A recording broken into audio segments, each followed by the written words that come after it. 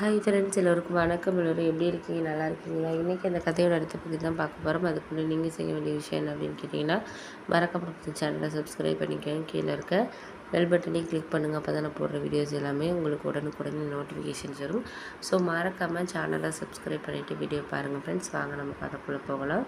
அதுக்கப்புறம் அம்மா சொன்னது மாதிரியே சரி ஒரு மாதம் கிட்ட வந்து நம்ம டிஃபன் ஐட்டம் இந்த மாதிரியே போட்டுக்கிட்டுருப்போம் அப்படின்னு சொல்லிட்டு காலையும் நைட்டு மட்டும் டிஃபனு, பரோட்டா அந்த மாதிரி ஐட்டங்கள் மட்டும் கடையில் வந்து போட்டுட்ருந்தோம். மத்தியானத்துக்கு மட்டும் நம்ம கொஞ்சம் வந்து வேறு மாதிரி ஏதாச்சும் மத்தியானம் சாம்பார் சாதம், அதுக்கப்புறம் வந்து கொஞ்சம் வெரைட்டி ரைஸ் அந்த மாதிரி ட்ரை பண்ணுவோம் அப்படின்னு சொல்லிட்டு பக்கத்தில் எனக்கு தெரிஞ்ச ஒரு ஃப்ரெண்டோட அண்ணன் வந்து நல்லா செஞ்சு கொடுப்பாரு.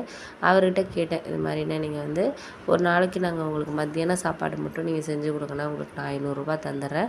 ஒரு 4 வகையான வெரைட்டி ரைஸ் மட்டும் பண்ணணுண்ணே, தயிர் சாதம், லெமனு, அதுக்கப்புறம் பிரிஞ்சு இந்த மாதிரி ஒரு 4 இது மட்டும் பண்ணணுண்ணே, சாம்பார் சாதம் அப்படிங்கிற மாதிரி சொன்னோன்னே அவரும் சரி ஓகேப்பா ₹500ன்னா ஒரு ஓகே தான், எனக்கு ஓரளவு ஒரு 3 மணி நேரம் தானே வேலை இருக்கும், பிரச்சனை இல்லை, நான் ₹500 தரேன்ப்பா அப்படிங்கிற மாதிரி அவர் சொன்னார். அப்புறம் மறுநாள் வந்து இருந்து அவரும் வந்து மத்தியானம் வர ஆரம்பித்தார். அவர் நல்லா செய்வார். எல்லா விசேஷத்துக்கும் வந்து எனக்கு வந்து ஓரளவு தெரியும், அவங்க வந்து ஓரளவு நல்லா செய்வார் அப்படின்னு சொல்லிட்டு. அதுக்கப்புறம் வந்து விசேஷத்துக்கெலாம் வந்து நிறைய பேர் அவங்கள தான் புக் பண்ணுறாங்கங்கிறதுனால அவர் மத்தியானம் மட்டும் வந்து செஞ்சு கொடுத்துட்டு ஈவினிங் தான் ஃபங்க்ஷன், இல்லை காலையில் ஃபங்க்ஷனாக தானே இருக்கும், அதனால் காலையில் வேலைக்கு போயிடுவார். இல்லாத நாளில் மட்டும் கொஞ்சம் நாங்கள் அட்ஜஸ்ட் பண்ணி ஏதாச்சும் பண்ணிக்கிறது அப்படியே போயிட்டுருந்துச்சு. கிட்டத்தட்ட வந்து ஒரு நாளைக்கு சம்பளம் அவர் மட்டும்தான் வந்து வேலைக்கு வந்தார். ஒருத்தர் வந்து சர்வ் பண்ணுறதுக்கு அந்த பார்சல்லாம் கட்டி கொடுக்குறதுக்கு, அப்புறம் அம்மாவும் ஹெல்ப் பண்ணதுனால நானும் இருந்ததுனால ஒருத்தர் மட்டும் வேலைக்கு வச்சுட்டோம். அவங்க சம்பளம்லாம் போக செலவு பண்ணது எல்லாம் போக எங்களுக்கு கிட்டத்தட்ட ஒரு 5000லேருந்து 6000 வந்து ஓரளவு லாபம் கிடச்சிச்சு. அப்போ தான் எனக்கு புரிய ஆரம்பிச்சு, இதில் நல்ல லாபம் தரக்கூடியது தான். ஆனால் நம்ம வந்து ஒவ்வொரு விஷயத்தையும் பக்குவமாக ஹேண்டில் பண்ணால், ஏன்னா ஏற்கனவே நான் பண்ண பிஸ்னஸ் எல்லாத்துலேயுமே லாபம் வர பிஸ்னஸ் தான் இல்லைங்கள, இருந்தாலும் வந்து இதில் டெய்லி லாபம் இருக்குது, நம்ம போடுற முதலுக்கு ஏற்ற மாதிரி நம்மளுக்கு லாபம் இருக்குது அப்படிங்கிறது எனக்கு புரிய ஆரம்பிச்சிச்சு. அதுக்கப்புறம் அம்மா சொன்னாங்க, இந்த கடையிலேருந்து நீ மாற்ற வேண்டாம்ப்பா, பக்கத்தில் ஒரு கடை இருக்குல்ல, இதை சேர்ந்தாப்புலேயே தான் ஒரு கடை வந்து பூட்டியிருக்குல்ல, அதை வந்து நம்ம சாப்பாடு இதெல்லாம் வந்து பார்சல் கட்டுறது, அதுக்கு கொண்டு வச்சுக்கிறது, ஏன்னா இது வந்து வசதி பத்தலை அந்தளவுக்கு அப்படிங்கிறதுனால இங்கே உட்காந்து, ஏன்னா நிறைய பேர் வந்து சாப்பிட விரும்புகிறவங்க ஹோட்டலாக இருந்துச்சுன்னா இன்னும் நிறைய கஸ்டமர்ஸ் நம்மளுக்கு வருவாங்கப்பா அப்படின்னாங்க. சரின்னு சொல்லிட்டு நாங்கள் இருந்த கடைக்கு பக்கத்துலேயே ஒரு கடை வந்து ரொம்ப நாளாகவே பூட்டி தான் இருந்துச்சு, யாரும் வரலன்னு தான் சொன்னாங்க. சரி ஓகேன்னு சொல்லிட்டு அந்த கடையை வாங்கி க்ளீன் பண்ணோம். அதில் ஒரு 25 பேர் வரைக்கும் உட்காந்து சாப்பிட்லாம். அதுக்கேற்ற மாதிரி நாங்கள் டேபிள் இதெல்லாம் வந்து ரொம்ப காசு கூடலாம் நம்ம வாங்காமல் ஓரளவு நம்ம பட்ஜெட்டில் இருக்கிற மாதிரி வந்து ஓரளவு வந்து டேபிள் இதெல்லாம் வாங்கினோம். வாங்கி அதை வந்து எல்லாம் அரேஞ்ச் பண்ணி ஓரளவு எல்லாம் இது பண்ணோம். ரொம்ப பரவாயில்ல, பார்க்குறதுக்கு ஓரளவு நல்லபடியாக இதாக தான் இருந்துச்சு அப்படின்ட்டு தான் சொல்லணும். அதுக்கப்புறம் வந்து சரி ஓகே அப்படின்னு சொல்லிட்டு கொஞ்சம் நல்லா இதாக இருந்துச்சு. அதுக்கப்புறம் தான் வந்து நான் யோசித்தேன், சரி இதுக்கப்புறம் வந்து நம்ம வந்து ஒரு சில விஷயங்களை வந்து இன்னும் கொஞ்சம் யோசிச்சு பண்ணணும் அப்படின்னு சொல்லிட்டு அவங்களே வந்து மத்தியானத்துக்கு ஒரு நான்வெஜ்ஜுக்கும் ஒரு மாஸ்டர் செஞ்சேன். ஏன்னா வந்து சைவம் மட்டும் செய்கிறவங்க அசைவமும் வந்து நிறைய பேர் வந்து கேட்டு வராங்க, நான்வெஜ் பிரியாணி அந்த மாதிரி சில சாப்பாடுகளும் கேட்டு வராங்க. அப்படிங்கிறப்போ இல்லைங்கிறப்போ அவங்களுக்கு வேறு கடையை தேடி தான் போகிறாங்க. அதனால நம்ம அதுக்கு ஏதாச்சும் மாஸ்டர் இது பண்ணணும் அப்படிங்கிறதுனால நான் வந்து கொஞ்சம் தேடினேன். ஏன்னா நல்லவங்களாகவும் இருக்கணும், கொஞ்சம் சம்பளமும் நம்மளுக்கு நல்லா சமைக்கிறவங்களாக இருந்தாலும் ஓரளவு சம்பளமும் நம்மளுக்கு கட்டுப்படி ஆகணும் அப்படிங்கிறதுனால நான் அப்புறம் வந்து தேடிட்டு இருந்தப்போ தான் வந்து எனக்கு தெரிஞ்ச ஒரு ஆட்டோக்காரன் வந்து சொன்னாங்க, அவங்களோட ஃப்ரெண்டு ஒருத்தவங்க இருக்கிறாங்க, அவர் வந்து நல்லா சமைப்பார்ப்பா, நீங்கள் வேணால் அவரை கேட்டு பாருங்கள் அப்படிங்கிற மாதிரி சொன்னார். சரி ஓகே, நம்மளுக்கும் வந்து வேறு எதுவும் இல்லை அப்படின்னு சொல்லிட்டு அவர் வீட்டிலே போய் பார்த்தேன். அவர் அப்போ தான் கொஞ்சம் உடம்பு முடியாமல் இப்போ கொஞ்சம் ஹாஸ்பிட்டல்லேருந்து வந்து கொஞ்சம் ஒரு 10 நாள் ஆகுது.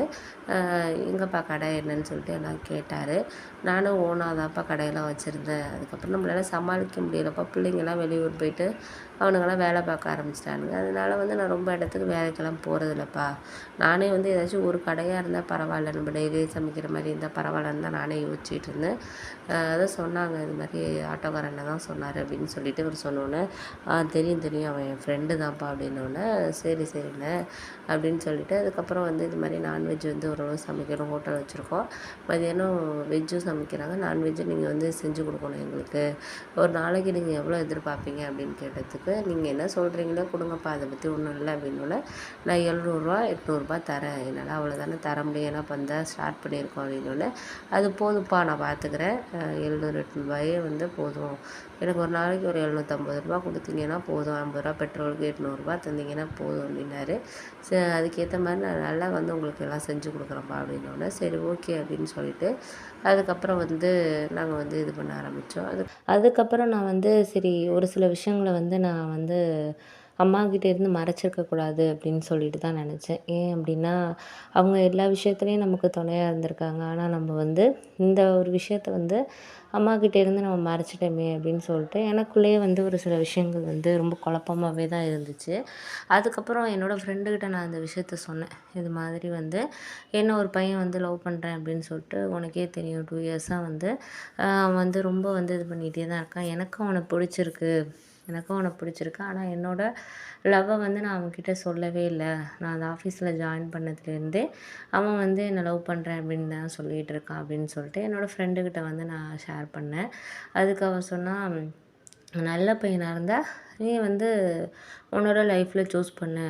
அதுக்காக வந்து நீ ஏன் வந்து அம்மா பயப்படுறதுட்டு அந்த மாதிரி விஷயத்துக்காக நீ வந்து இது பண்ணிக்கிட்டு இருக்க அப்படின்னு சொன்னோன்னே, இல்லை எனக்கு வந்து பேசணும் அப்படிங்கிறது ஒரு ஆசை இருக்குது தான். இருந்தாலும் வந்து அது வந்து அவன் எனக்கு பிடிச்சிருக்கு. நான் வேணான்னு எனக்கு சொல்கிறதுக்கு மனசு இல்லை அப்படிங்கிற மாதிரி தான் எனக்கு தோணிகிட்ருக்கு அப்படின்னோடனே, சரி விடு அது என்ன பண்ணுறது. ஒரு சில விஷயங்கள வந்து நம்ம கொஞ்சம் கஷ்டமாக தான் இருக்கும். அப்புறம் போக போக எல்லாம் சரியாயிடும். நீ ஒன்றும் கவலைப்படாத அப்படின்னு சொல்லிட்டு என் ஃப்ரெண்டு என்கிட்ட சொன்னான்.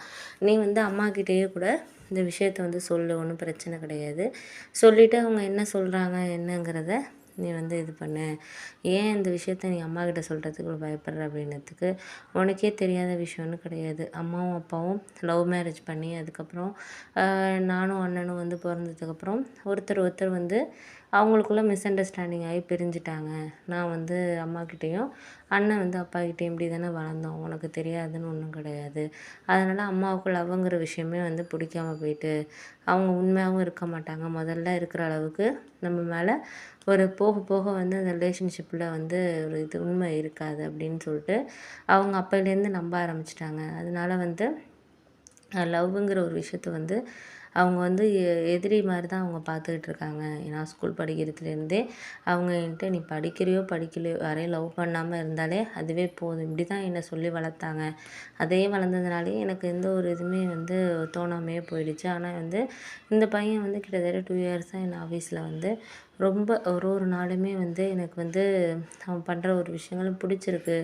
கண்டிப்பாக லைஃப் வந்து சந்தோஷமாக போகும் அப்படின்னு தான் நான் நினைக்கிறேன். எந்த ஒரு லைஃப்லேயுமே வந்து அம்மா நினைக்கிற மாதிரி கஷ்டம் இல்லாமல் இருக்கிறது இல்ல. அதுலேயுமே வந்து நல்லதும் இருக்கும், கெட்டதும் இருக்கும். அதை நம்ம ஒருத்தருக்கு ஒருத்தர் விட்டு கொடுத்து லைஃப்பை ஹாப்பியாக கொண்டு போனோம்னா, கண்டிப்பாக ஒரு சந்தோஷமான ஒரு இதில் கொண்டு போகலாம். அது வந்து அம்மா அப்பாவுக்குள்ளே வந்து பிரச்சனைங்கிறதுனால எல்லாருக்கும் அப்படி லைஃப் அமையும் அப்படின்னு சொல்லிட்டு சொல்ல முடியாதுல்ல. அதை வந்து அம்மா புரிஞ்சுக்க மாட்டேங்கிறாங்க அப்படிங்கிற மாதிரி என் ஃப்ரெண்டுக்கிட்ட வந்து சொன்னதுக்கப்புறம் அதுவும் உண்மைதான். அம்மா சொல்கிற மாதிரி எல்லாரும் வந்து எல்லா விஷயத்துலையும் வந்து இது பண்ண மாட்டாங்க.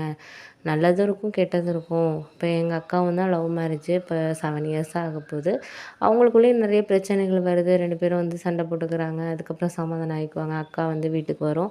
ஒரு வாரம் இருக்கும். அப்புறம் மாமா வந்து அழைச்சிட்டு போவார். இப்படி தான் இருக்குது. அவங்களும் 3 இயர்ஸ் 4 இயர்ஸ் லவ் பண்ணி தான் வந்து கல்யாணம் பண்ணிக்கிட்டாங்க. இருந்தாலும் வந்து இப்போ அவங்களுக்குள்ள பிரச்சனை இல்லாமல் இருக்குது. இருந்தாலும் சேர்ந்து தான் வாழ்கிறாங்க. இப்போ எங்கள் அம்மா அப்பா வந்து அரேஞ்ச் மேரேஜ் தான். அவங்க என்ன எதுவுமே வந்து மிஸ் அண்டர்ஸ்டாண்டிங் இல்லாமையா இருக்காங்க சொல்லு. அவங்களுக்குள்ளேயும் நிறைய பிரச்சனைகள் எல்லாமே தான் இருக்குது. அதுக்காக வந்து என்ன பண்ணுறது, ஒரு ஒரு இடத்துல ஒன்று அதெல்லாம் நம்ம வந்து சொல்லி பேசிட்டு போனோம்னா நமக்கு தான் கஷ்டமாக இருக்கும் அப்படிங்கிற மாதிரி இருந்தோன்னே, அதுவும் உண்மை தான். எனக்கு இப்போ தான் புரியுது இந்த விஷயம் அப்படின்னு சொல்லிட்டு அதுக்கப்புறம் சொன்னதுக்கப்புறம் எனக்கு வந்து சரி சரி நீ அம்மா அப்பாவை பற்றி அதையே நினச்சிட்டு இருக்காம, அப்பா தான் அவரும் இப்போ 2வது மேரேஜ் பண்ணிட்டு அண்ணனையும் தான் பார்த்துக்கிட்டு இருக்காரு. அவங்களுக்குள்ள வந்து உங்கள் அம்மா வந்து பொறுமையாக அவங்கக்கிட்ட போகல. அவருக்கும் நிறைய டென்ஷன் இருந்திருக்கும். அம்மாவும் கொஞ்சம் பொறுமையாக போயிருந்தாங்கன்னா அந்த லைஃப்பை ஓவர் கம் பண்ணியிருந்திருக்கலாம். இப்போ அப்பா இன்னொரு ஒய்ஃபோட நல்லா தானே வாழ்ந்துட்டு இருக்காரு. உங்கள் அம்மா கல்யாணம் பண்ணிக்கல. ஏன்னா அவங்க அந்த ரிலேஷன்ஷிப்புங்கிறதே இப்படி தான் இருக்கும் அப்படிங்கிற மாதிரி அவங்க ஒரு முடிவுக்கு வந்துட்டாங்க. அதனால நீ முடிஞ்ச வரைக்கும் உன்னோட லைஃப்பை நீ பாரு. அம்மா சொல்கிறாங்க, அவங்க சொல்கிறாங்கன்னு சொல்லிட்டு நல்ல பையனா வந்து விட்டுறாத. அவன் கண்டிப்பாக உன்னை நல்லா பார்த்துக்குவான்னு உனக்கு தோணுதுல்ல. அதனால நீ இவ்வளோ தெளிவா இருக்கிறப்போ எந்த ஒரு பிரச்சனை வந்தாலும் நம்ம பார்த்துக்கலாம் அப்படின்னு சொல்லிட்டு சொன்னோன்னே, சரி சரி அப்படின்னு சொல்லிட்டு அதுக்கப்புறம் தான் வந்து ஒரு சில விஷயங்கள வந்து நான் யோசிக்க ஆரம்பிச்சேன். சரி என்ன நடக்கலாம் அப்படின்னு சொல்லிட்டு அடுத்த ஒரு பகுதியில உங்ககிட்ட நான் சொல்றேன் ஃப்ரெண்ட்ஸ். இந்த வீடியோ பிடிச்சிருந்தா லைக் பண்ணுங்க.